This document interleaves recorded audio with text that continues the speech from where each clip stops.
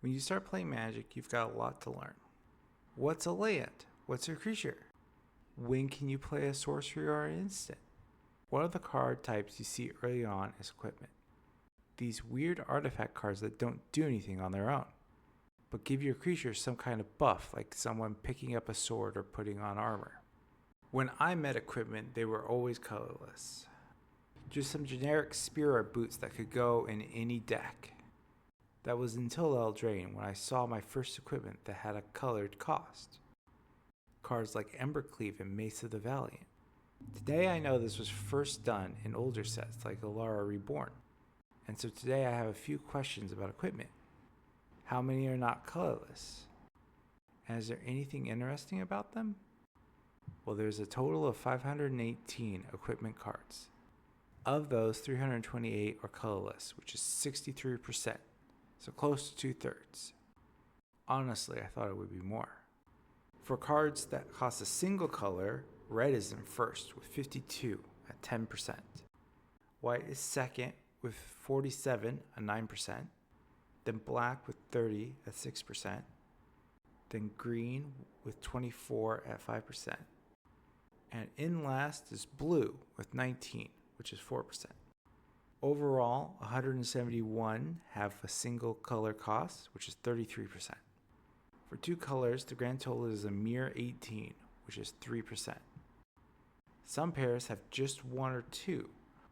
Black and red has the most with 6. Red and white is second with 4, and green and white is third with 3. There are plenty of color pairs which have never received an equipment card. So what about 3-colored equipment? Unscythed Killer of Kings is equipment for 1 red, 2 black, and a blue. It gives the equipped creature +3/+3 and first strike. Then any creature killed by the Unscythed is turned into a 2/2 zombie. Now I'm a little surprised it's not a sword. I swear every important equipment is one. Now to me that sounds so cool, but raises some questions. Who are these kings? Is there some important lore here? Is that skull and spine someone important? Well, for the most part I couldn't find anything. But let's start with its name, Unscythe. A scythe is a symbol of death, but this item does something different. Anything killed by it is turned into an undead zombie. In some ways the opposite of a scythe, aka Unscythe. So what else do we know about this card? Well, it's from the set Alara Reborn, which came out in 2009. It's also not a part of any cycle of cards that I could tell. It's just a one-off.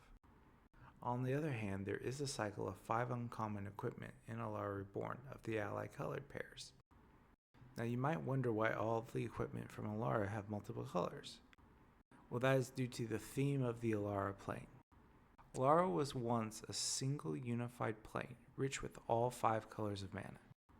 But then came the Sundering, a mysterious cataclysm that shattered Alara into 5 isolated shards.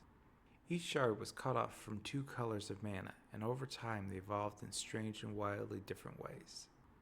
So for the Alara Reborn set, every card was multicolored based off one of these shards. The shard names are actually what we call the 3-colored allied colors: Bant, Esper, Grix, Jund, and Naya. What is clear is Unscythed is Grixis because of the colors, 2 black with red and blue. Grixis is where white and green mana disappeared, a world of death, decay, and desperate survival. As far as characters with lore, there are 2 main ones who call Grixis home: Malfagor and Cedrus.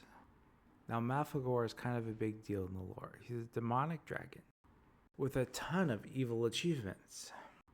Slaying the Archangel Asha, creating a prison for planeswalkers.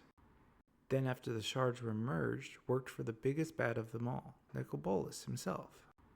But in relation to this legendary equipment, he's not involved. Well, I'm 99% sure he's not involved.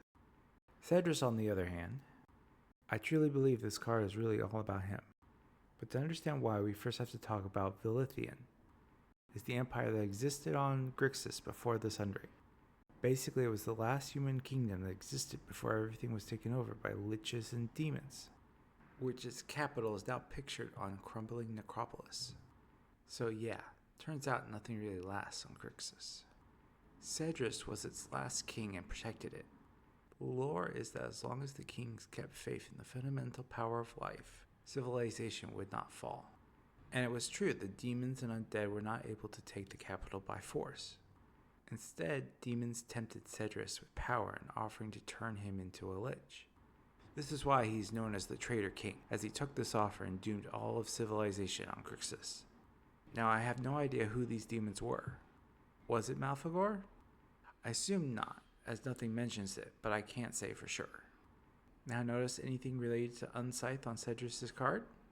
He is a zombie, exactly what Unscythe makes. So I propose that Unscythe is what was used on Cedrus. Now there's not a lot to go off of. We just know Cedrus was a king, turned into a zombie. But I mean, it kind of fits like a glove, right? Now there's one big hole. The Unscythe says kings. And Cedrus is singular, and there's only one kingdom on Grixis that I know of. So ideally, the name should be Unscythe, Killer of King. Now you might wonder, does Cedrus wield the Unscythe? The answer is no. In the art, and in this one excerpt from an MTG story, he wields a massive war club. All in all, a pretty interesting story. Maybe one day we will return to Alara, and Unscythe will make another appearance. Or maybe some other 3-colored equipment will get printed.